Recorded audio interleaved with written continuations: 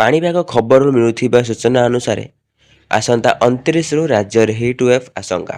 କାଳବୈଶାଖୀ ପରେ ରାଜ୍ୟରେ ବଢ଼ିଗଲାଣି ତାତି। ଆସନ୍ତା 29ରୁ ହିଟ୍ ୱେଭ୍ ଆଶଙ୍କା। ସତର୍କତା ଜାରି କଲା ଆଞ୍ଚଳିକ ପାଣିପାଗ ବିଜ୍ଞାନ କେନ୍ଦ୍ର। ଆଗାମୀ 4 ଦିନରେ ତାପମାତ୍ରା ପରିବର୍ତ୍ତନ ଆସିବ। ଧୀରେ ଧୀରେ ତାପମାତ୍ରା ବଢ଼ିବ। ଏବେ ସ୍ୱାଭାବିକ ଠାରୁ 2ରୁ 3 ଡିଗ୍ରୀ କମ୍ ରହିଛି ତାପମାତ୍ରା।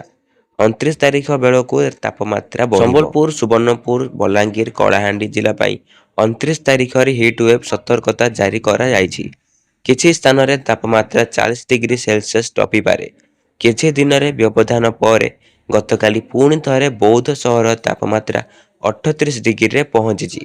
ଏହା ବ୍ୟତୀତ ସୁବର୍ଣ୍ଣପୁରରେ 37.6, ଝାରସୁଗୁଡ଼ାରେ 37.5, ସମ୍ବଲପୁରରେ 37.4, ମାଲକାନଗିରିରେ 37.3 ଡିଗ୍ରୀ ରହିଥିଲା।